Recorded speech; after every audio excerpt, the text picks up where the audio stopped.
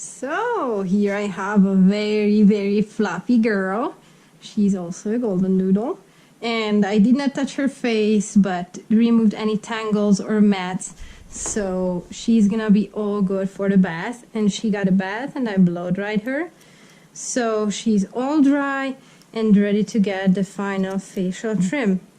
So how do we make a doggy to look nice and neat out of this fluffiness? So I'm just playing around with my straight shear here, so she's gonna be able to see better since I kept all her coat around, except for the very eye boogery stuff here. I trimmed it out. And we're gonna use the quick cut shear, the one with, oh hold on, this way you can see it. So the one with less teeth, and that's called, I think, the quick cut shear. And we're gonna see why they named it that way. So the owner is gonna arrive at 4:45. So we have 20, pretty much exactly 20 minutes to get done with the head. And I have to also do the body. So I pray for the dog owner to stay or to come a little bit later. So anyways, how do we do it? Usually I either start by the eye area or from the back. This time I'm going to start by the eye area because it's so bushy, I want the doggy to see. So I try to hold the shear like this, so whenever I trim, it's going to look that way. Hold on, I need to adjust the camera so you're going to see everything very nicely. Lift it up a little bit. You can see I'm holding the doggy's chin right by the tip. I'm not doing anything craziness. She's one piece of an awesome puppy. So whenever I'm doing, I was a little bit uneven there. Whenever I'm trimming the eye area, exactly around the eye area, to make all of this move a little bit backwards and to be shorter, I'm using the shear like this. And this way I'm gonna be able to trim the hair shorter. Just like that. I think you can see the difference. And whenever I'm working on the head, I instantly move the shear, let's see, can you see this one? A little bit, and bend it a little bit that way. So it's gonna look nice and neat and even. So whenever I'm by the eye area, I'm going this way. Whenever I'm working backwards towards the base of the ear and that part of the skull, I'm going that way. So this is how it looks like. And I'm just going back there. We need to be aware, and that's how I remove hair from the shear. I just shake it a little bit, make sure that it won't fly out of my hands. I hold the lower part a little bit firmer and also keep my thumb close and firm, so it's gonna just move off of it. Very easy. So you don't have to blow it, because some doggies freak out. I can't remember how Oliver does. Probably awesome, but we will see. So that's how I remove the excess hair. And at the time, I do not really like to remove a lot, so I'm gonna see what's going on. So again, it was this angle on the top, and then I moved it backwards, just like that. And you can go like that all over the head. And whenever I'm working on the base here, you're gonna go a lot lower than I had to, because this doggy gets a lot of rubs around the ear area here and by the base of the neck where it joins to the head.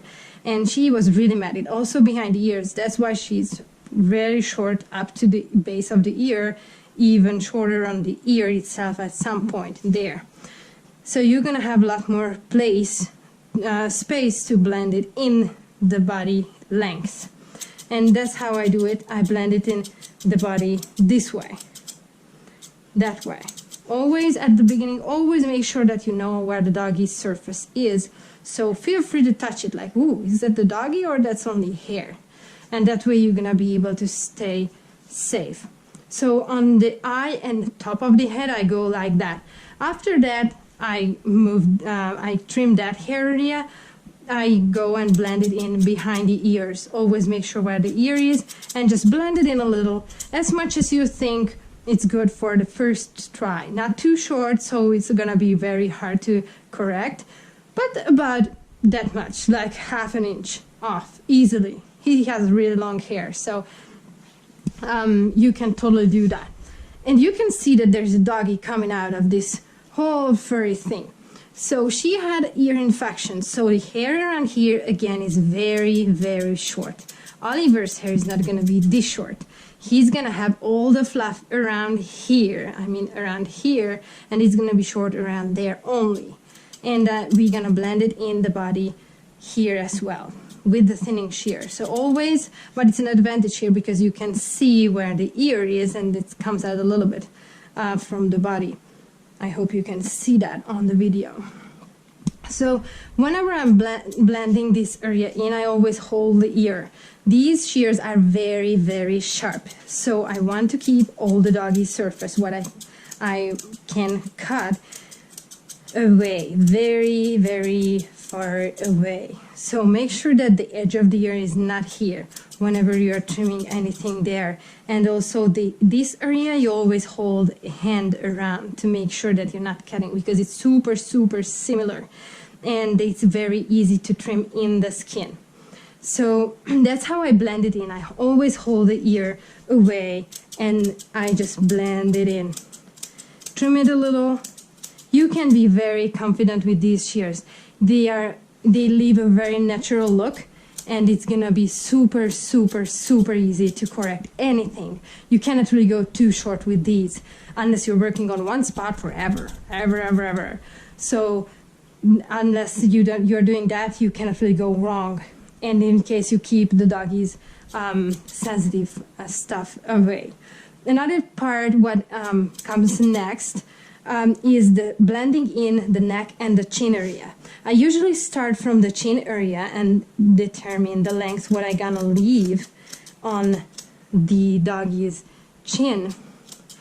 Make sure that you're not cutting the dog here. Usually use your fingers underneath to figure out where the jaw bones are.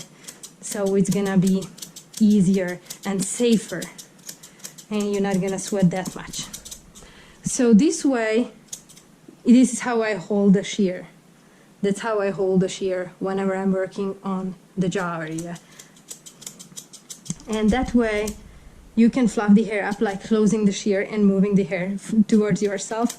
And that way it's gonna be easier to make it nice and even around there.